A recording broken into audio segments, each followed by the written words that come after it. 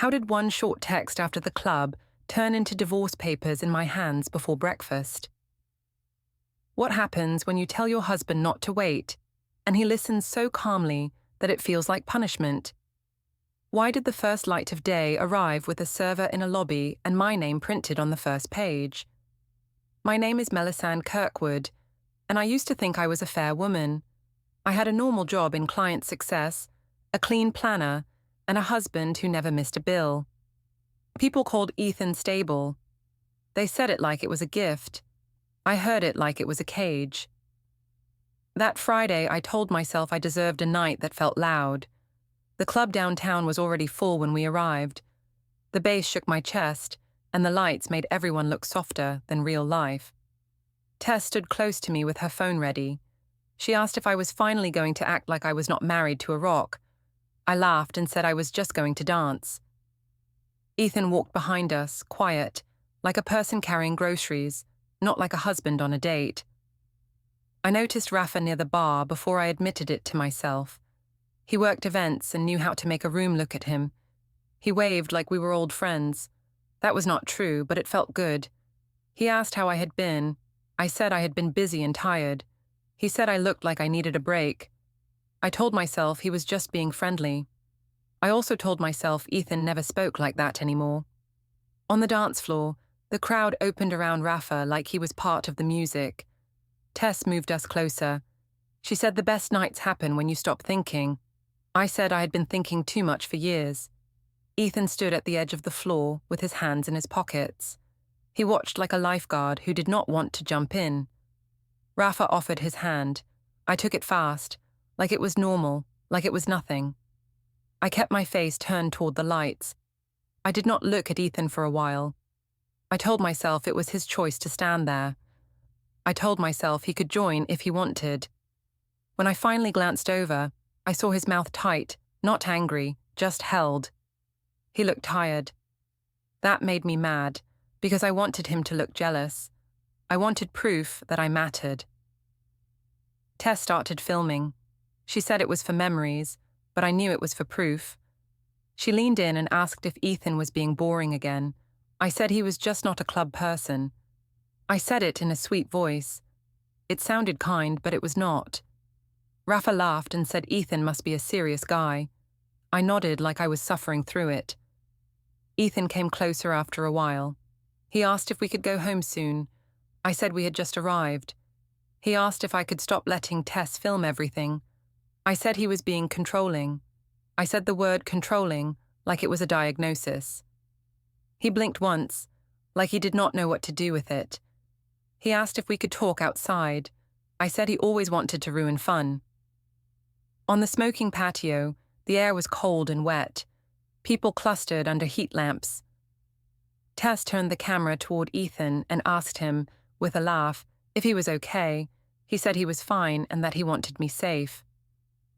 I heard how normal his words were, and I hated it.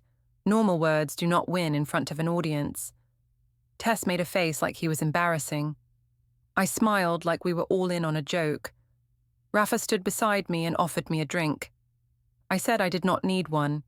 He said he liked my energy. I told myself it was harmless to accept compliments. Ethan asked if I wanted water instead. I said he was acting like my dad. He looked down at his phone. I saw a calendar reminder flash for a second. It had a place name and a time, something like a meeting at 8:30 a.m. I told myself it was just work. I also felt a small twist in my stomach, like he had a life that did not include me. When we finally walked to the rideshare lane, I kept my steps slow. I wanted Ethan to keep asking. I wanted him to plead in a way that would make me feel powerful and wanted. He did not. He just opened the car door for me and waited. The quiet felt like a wall. Inside the car, the driver's screen glowed blue. The city moved past in streaks. Ethan asked why I was so angry at him. I said he made me feel small all the time. He asked how he did that. I said it was his tone and his silence. He said he had been trying to stay calm because the kids were asleep at home. I told him he always used the kids to win. That was unfair, but it landed where I wanted. Before we dive deeper into the story, I have one small request. Please subscribe, drop a like, comment, and hit that hype button to boost this channel so more people can discover these incredible stories. My phone buzzed. Daria, my sister, had sent a message asking if I was still out. I typed back that I was coming home, but Ethan had been weird. I added a laughing emoji to make it look light. I wanted a witness, even if it was only a chat bubble. Then I did the thing that felt like a clean cut. I texted Ethan, even though he was sitting beside me. I wrote, "Don't wait up for me." I wrote it like I was a woman with options, like I was already gone. I watched the little delivered sign. He looked at his phone, and then at the window. He replied, "I won't." No extra words, no question mark, no fight. For a moment, I felt the air leave my chest. I told myself he was bluffing. I told myself he would still wait, because he always waited. I told myself my text was just a test, and he failed it on purpose to punish me. That story made me feel better. It made me the injured one. When we got home, the apartment was dark except for the small light over the sink. The hallway smelled like laundry soap. Ethan did not follow me into the bedroom. He walked into the kitchen first. I heard a drawer open, then close with a soft click. It sounded careful, like he did not want the house to wake. He set a mug on the counter. Then he set another mug on the other side, like a line between them. He asked if I was coming to bed. I said I needed to unwind. He said he was tired and he had an early morning. I said he always had an early morning when I wanted to talk. He did not argue. He rinsed his mug and put it on the drying rack. He left mine dry and empty, like it did not matter. I walked toward the bedroom and stopped at the doorway. He was already pulling the blanket straight on his side. He asked if I wanted to discuss what happened tomorrow. I said there was nothing to discuss. He nodded once, like he believed me, or like he did not care. I lay down and stared at the ceiling. The apartment felt too quiet for a Friday night. My phone glowed in my hand. Tess had already sent me the clip from the dance floor. I chose a frame where Ethan looked distant in the background, not close to me. I posted it with a caption that made it sound like I was free at last. The likes came fast. My chest warmed with the attention. In the dark, Ethan turned away from me without a word, and the space between our backs felt wider than the bed. By morning, my post had done its job. People at work had already seen it. I walked into the open plan office like the night was a badge. I told myself I looked confident. I also watched faces for signs that I still mattered. Tess messaged me early and said the clip was blowing up. She added that Ethan looked like a grumpy dad in the background. I replied that he always acted like that. I used a laughing emoji again. It kept my story light, even if it was not. At my desk, I opened my laptop and tried to focus on client tickets. My screen filled with emails and small requests. Still, my phone kept buzzing. A coworker named Joel leaned over the divider and asked if I had gone out last night. I said I did, and it was fun. He asked if my husband came. I said yes, but he did not enjoy it. Joel smiled like he understood the joke. I went to the break room for coffee. 2 women from marketing were there. One of them asked if the serious guy in the video was my husband. I said yes. She asked if he was mad. I said he was not mad, just sensitive. I said it in a calm tone, like I was being kind. Inside, I liked the way the room leaned toward me. My manager, Nina Park, sent me a message asking me to stop by. I walked to her office and tried to look relaxed. Nina closed the door, but kept it unlatched, like she did not want a secret. She asked if everything was okay at home. I said yes, but Ethan had been stressed and controlling lately. Nina asked what I meant by controlling. I said he did not like my friends and he tried to end nights early. Nina said the company did not want personal drama spilling into work. I told her it would not. I said I was professional. When I left, I felt annoyed. I told myself Nina was judging me like an older sister. I also told myself I needed to talk first and talk louder. If I did not control the story, Ethan would. That thought made me laugh, because Ethan never spoke up. He always stayed quiet. I assumed quiet meant weak. At lunch, I ate at my desk and scrolled. Tess had shared my post again with a caption that hinted I was living my best life. Daria had commented under it with a joke about boring husbands. I liked her comment fast. It felt like a team. Then Rafa messaged me. He asked if I was okay and if I had gotten home safe. I said I was fine. He sent a smiley and said I had great energy. I told myself it was harmless. I told myself compliments were not cheating. I also noticed how quickly I replied. My fingers moved before my brain did. Ethan called while my phone was still warm. I let it ring twice so I could feel in control.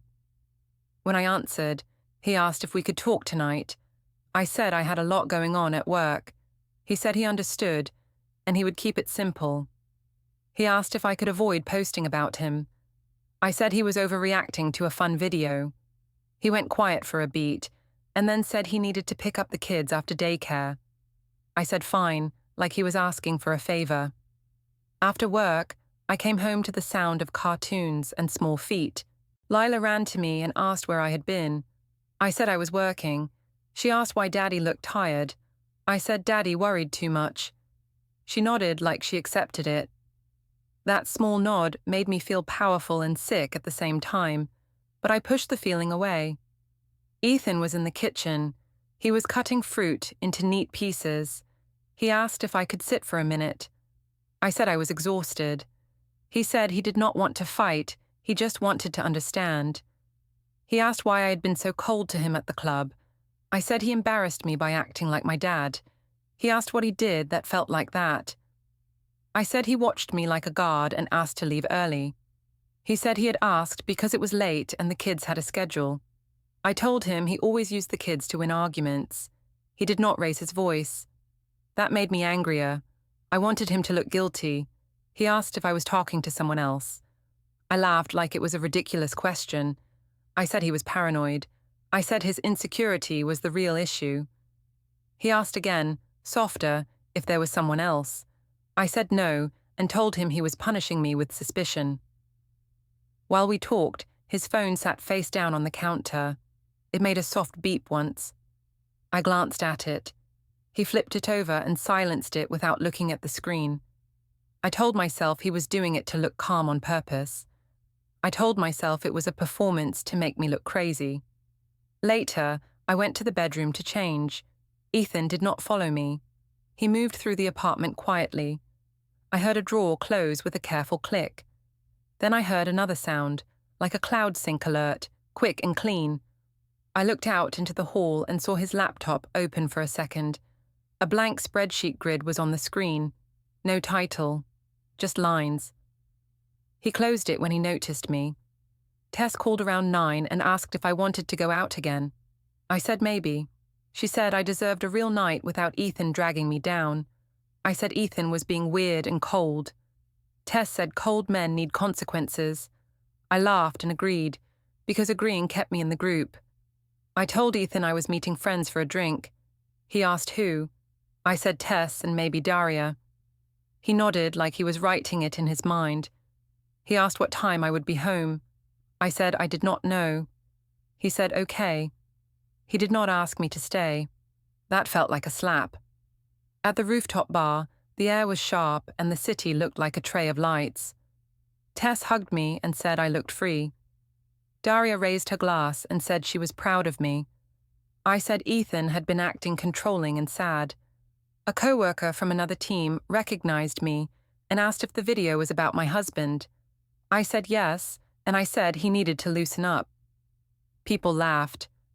I let the laughter fill the space where guilt should have been. When I checked my phone, Ethan had sent one message asking if the kids were asleep yet. I stared at it for a long time. I told myself it was manipulation. I told myself he was trying to pull me back home with father points. I did not reply right away. I posted a photo of the rooftop view instead, so everyone could see where I was. When I got home near midnight, the apartment was dark. Ethan was not in the living room. The sink was clean. 2 mugs sat on the counter again, on opposite sides, like lines on a map. On the table, his phone charger was missing. I walked down the hall and saw the guest room door closed. I heard a small sound inside, like someone setting a phone down carefully. I stood there listening, and my chest tightened because he still did not come out to chase me. Saturday came with bright sun and a headache that felt like a moral lesson. I told myself it was just lack of sleep. I told myself Ethan was the reason the apartment felt heavy. He moved around like a quiet machine. He made breakfast for the kids, wiped the table, and did not ask me where I had been. That silence made me feel watched, even when he was not looking. At 10, my mother called. She asked if we were still coming to brunch. I said yes. She asked if Ethan was coming too. I said he would because he always did the polite thing. She said it was good for families to stay together. I heard the warning under her kind voice, and I decided I would not be the one who looked messy in public. In the car, Lila sang a song she learned at school. Noah kicked his shoes against the seat and laughed. Ethan drove with both hands on the wheel. I scrolled through comments on my post. Some people wrote that I looked happy. Some wrote that my husband looked mad. I liked the comments that made him the problem. Ethan asked if we could talk before we met my parents. I said there was nothing to talk about. He said he wanted us to be careful around the kids.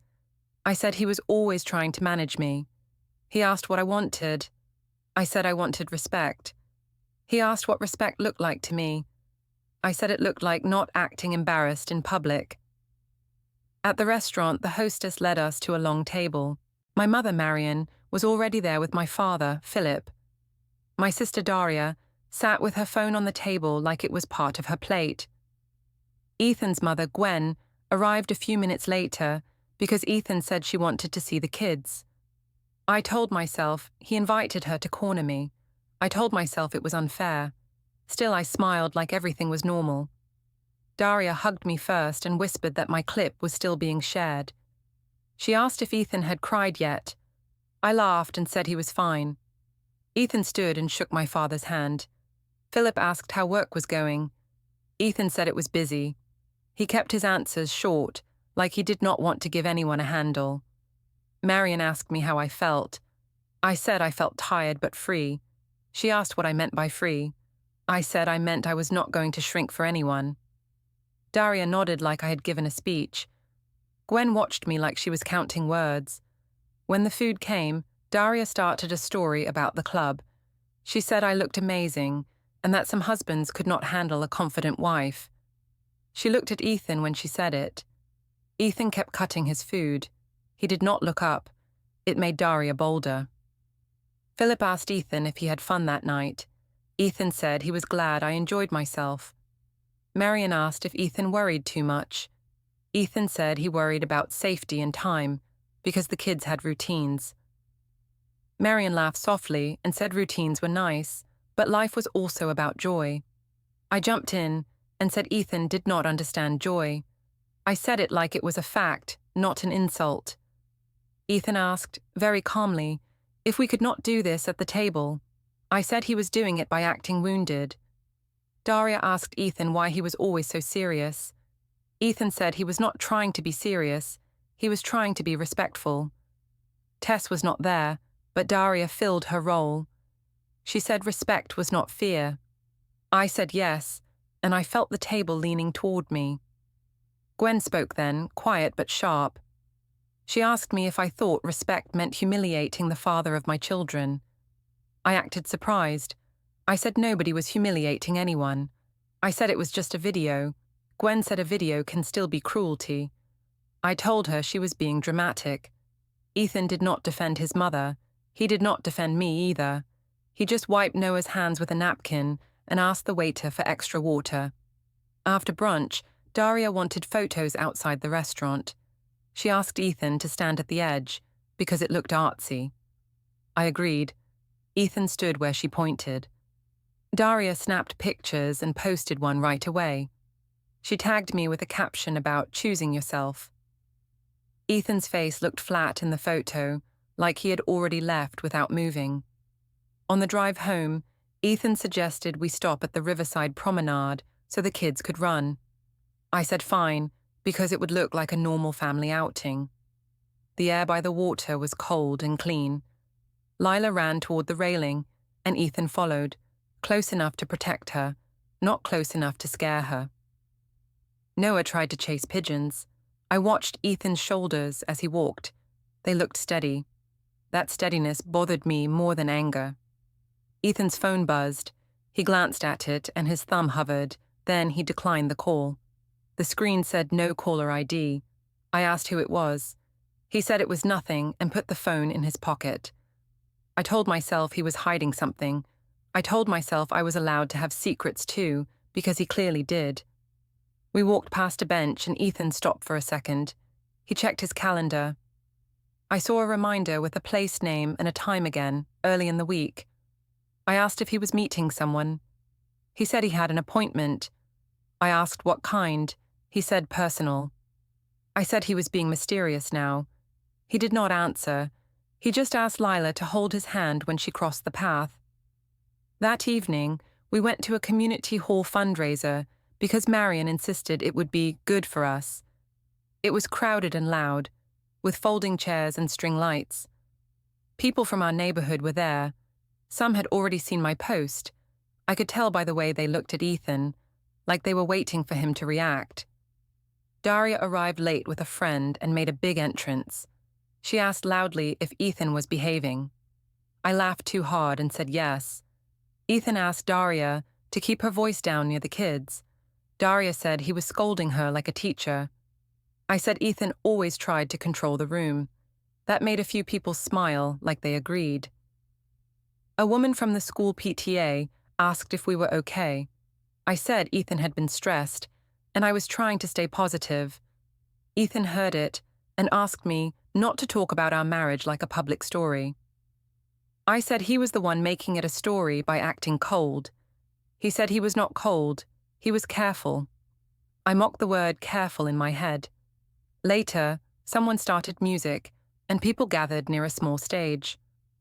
Rafa was not there, but the feeling of being watched was the same. Phones lifted. I leaned closer to Daria and said we should dance. She said yes and pulled me into a group. I saw Ethan behind us with the kids, holding Noah on his hip. He looked like a man at a bus stop, not like a husband. I told myself that meant he did not care. It is funny because I still think that story saved me, even while it hurt me. When we got home, the kids went to bed fast. Ethan did not come to our room. I walked into the kitchen for water and saw a folder on the counter. The label said, Utilities. Another folder was half tucked under it, like someone had slid it away quickly. I asked Ethan what it was. He said he was organizing paperwork. I said he never organized like that before. He said he was doing it now. I opened the fridge and stood there, staring. Ethan stood by the sink and washed one plate even though the dishwasher was empty. He asked if I planned to go out again. I said I might. He said okay. He did not ask where. He did not ask why. He just turned off the water and dried his hands slowly. In the hallway, I noticed the guest room door was closed again. I heard a faint hum, like a shredder or a small machine, then silence. I stood still and listened, and my stomach tightened because the house felt like it had two separate lives inside it. Monday morning felt like a stage, even before I left the apartment. The kids ate cereal, and Ethan packed lunches with the same calm hands. I watched him like he was doing it to show me up. I told myself he wanted to look like the good parent. I told myself I was still the heart of the family, even if he acted like the spine. He asked if I could do school pickup later. I said yes, but I said it like it was a favor. He thanked me without emotion. That bothered me more than anger. I wanted him to show pain. Pain would prove I mattered. At work, I tried to focus. Nina assigned me a client call and reminded me to keep my social media clean. She said it gently, like advice, but it felt like a warning. I said I understood. I told myself she was taking Ethan's side, even though she did not know him. My phone buzzed around noon. Daria sent me a link to my own post reposted by someone from our old school. She wrote that I was trending in a small way and that Ethan looked worse every time people watched it. I replied that he brought it on himself. I believed that for a minute.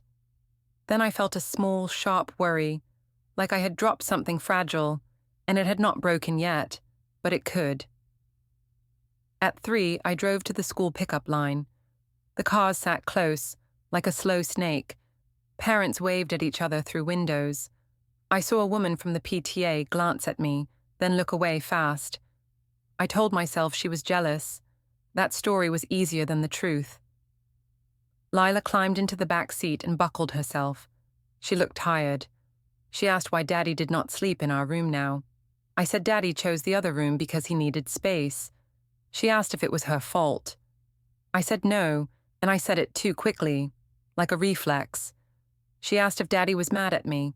I said Daddy was stressed and he did not handle feelings well. She nodded slowly, like she was trying to understand adult words. When we got home, Noah clung to my leg and started crying for no clear reason. I told myself he was just being 3. Still, the crying scraped my nerves. Ethan came out of the hallway and asked what happened. I said nothing happened. The kids were just sensitive lately. He asked if Lila said anything in the car. I said she asked normal questions. He said we needed to answer carefully. I heard the word carefully again, and it felt like he was calling me reckless without saying it. That evening, Lila said her stomach hurt. She sat curled on the couch and held a pillow. Ethan touched her forehead and asked if she felt sick or worried. She said she did not know. Ethan suggested we take her to the pediatric clinic if it got worse. I said it was anxiety, and I said it was because he had been cold. He looked at me for a long moment and then said, "We should not guess. We should check." At the clinic, the waiting area smelled like hand sanitizer and crayons. The TV played a cartoon with no sound. Lila sat between us and swung her legs. Ethan filled out a form on a clipboard. I watched his handwriting. It was neat, like he had time. That made me want to scream because I felt like I had no time left, even though I did not know why. A nurse called Lila's name. Ethan stood first. He asked if I wanted to come into the room. I said yes, because I did not want to look like the parent who did not show up. In the exam room, the doctor asked about symptoms. Ethan answered with dates and times. He said Lila started complaining after the weekend and that her sleep had been uneven. I cut in and said it was stress. The doctor asked what kind of stress. I said changes at home. Ethan said we were working on routines and calm. When the doctor stepped out to get a test strip, Ethan took out his phone and opened a notes app. He typed something. I leaned closer, and he tilted the screen away without snapping. He asked if I could not do that. I said he was hiding things from me now. He said he was keeping track of health information for the kids. I said he never did that before. He said he was doing it now. On the way out, I saw a small sticky note stuck to his keyring.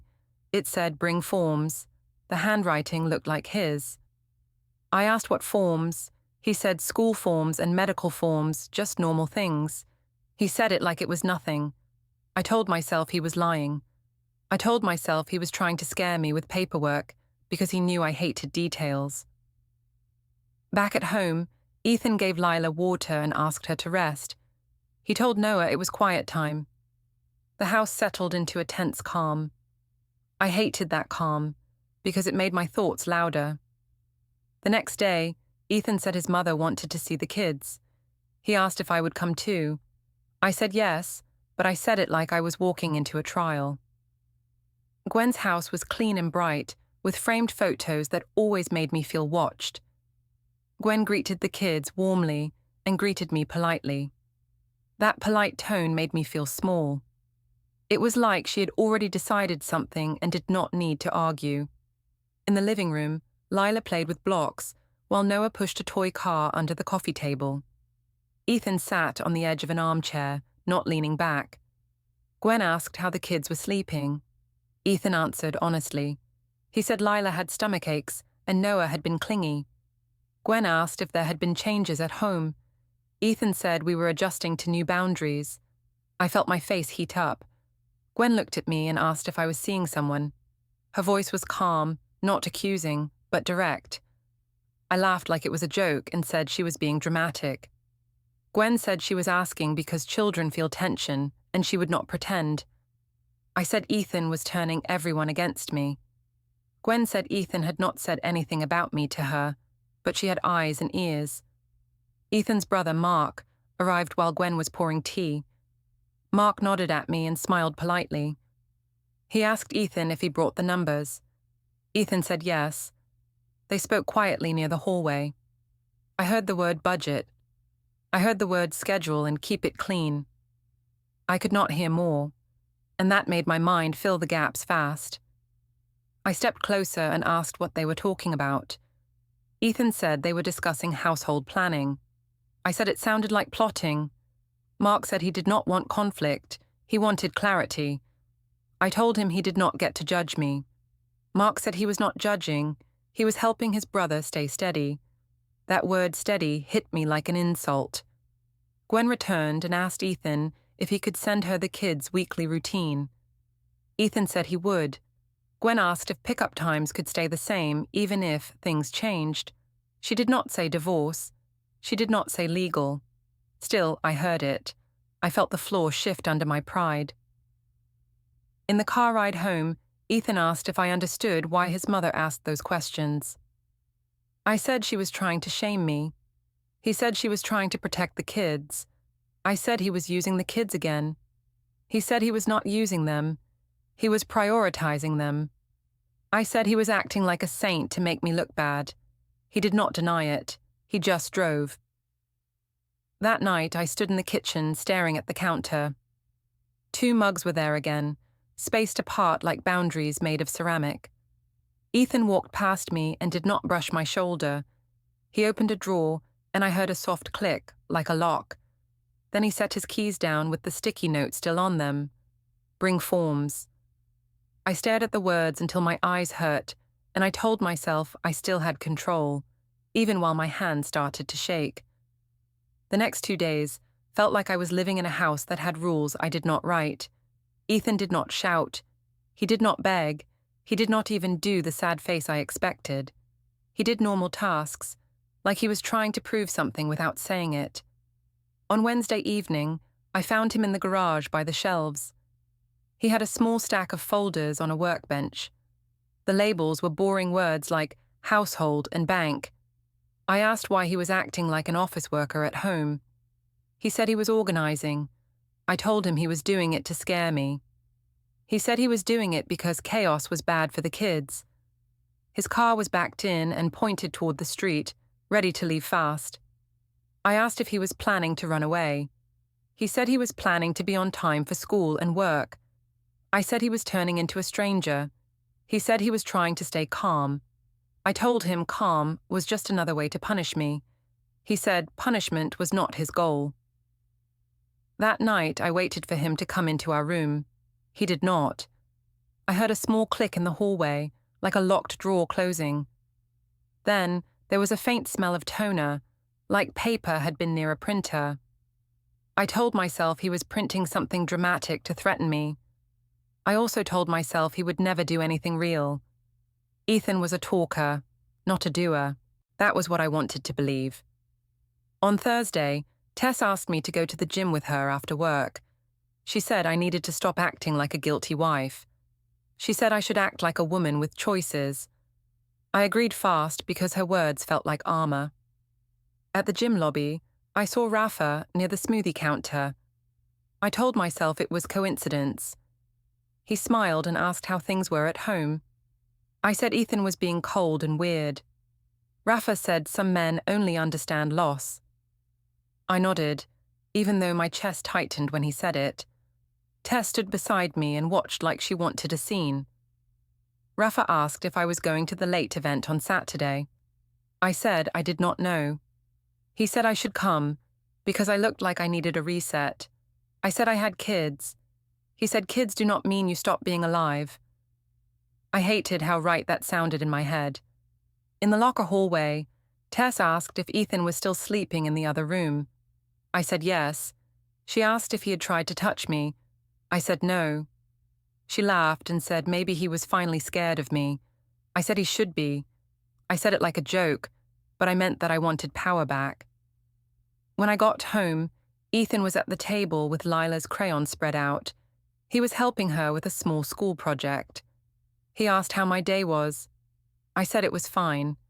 He asked if I could help Lila choose a picture for her paper. I helped, but I did it like I was being forced. Later, when the kids were in bed, I tried to start the fight I thought I needed. I asked why he was acting like a robot. He asked what I wanted from him. I said I wanted him to stop treating me like a problem. He asked if I wanted him to yell. I said I wanted him to care. He asked if I had been talking to Rafa. I froze for a second, then I laughed. I said he was obsessed. I said Rafa was just someone who worked events. Ethan said he did not care about names. He cared about truth. I told him he did not get truth because he did not give joy. He said joy was not the same as disrespect. I said he was weak for letting people laugh at him. I said a real man would have stopped me at the club. I said it in a low voice, like a test. Ethan looked at me for a long time. He asked if I really wanted a man who controlled me. I said I wanted a man who protected me. He said protection was not ownership. I got angry and said I could post whatever I wanted. I said people already knew my side. I said if he kept acting cold, I would tell everyone what kind of husband he really was. Ethan asked what kind of husband I thought he was. I said he was distant and mean in quiet ways. He asked if I could give one clear example. I could not. So I attacked his tone again. I said his tone made me feel trapped. He said feelings were real, but they were not proof. Friday morning, I tried to use money as a weapon without admitting it. I stopped at the supermarket on my way home. I bought a normal cart of items, nothing fancy. At the checkout, I tapped the joint card like I always did. The machine beeped and showed a decline. I tried again. Decline. The cashier looked at me with that blank face people have when they think you are lying. My ears burned. Ethan walked up behind me, like he had been tracking me. He did not look smug. He just took out his card and paid. He asked if I wanted to put some things back to make it easier. I said no, through my teeth. I told him he did that on purpose. He said he did not do anything in the store. He said we could talk at home. In the parking lot, I demanded to see our account. He said we would discuss it when the kids were not around. I said he was hiding money from me. He said he was making sure bills and child needs were covered. I said he was treating me like I was irresponsible. He said he was treating the situation like it was serious. At home, I saw his keys on the counter. There was a new key on the ring, shiny and not worn. I asked what it was for. He said it was for storage. I asked what storage. He said just storage. I heard the way he repeated just, calm and flat, like he had practiced it. That evening, Marion called and asked if I was coming over on Sunday. I said maybe. She asked if Ethan would come. I said he was being difficult. She said I should not let him embarrass me. I agreed, because agreeing kept her on my side. After the call, I told Ethan I was going out with Tess on Saturday night. He asked what time I would be home. I said I did not know. He asked if I could at least text if plans changed. I said he was acting like my father again. He said he was acting like a parent who needed predictability for 2 children. I tried one more push. I asked if he even wanted me anymore. He asked if that was what I was worried about. I said yes. He said desire could not live with contempt. I told him he was too sensitive. He said sensitivity was not the issue. He said trust was. I stepped closer and said he was going to regret acting like this. He asked what I meant. I said he was making me into the villain on purpose. Ethan took a slow breath. He looked tired, but he did not bend. He said he would not argue, he would not threaten, and he would not perform. He said he would handle it properly. At 6:12 a.m., a process server met me in my office tower lobby and handed me divorce papers. The stamp showed dawn filing. The packet listed my posts, timestamps, and messages. Ethan called once. He said communication would be about the kids only. The clerk confirmed temporary orders today publicly.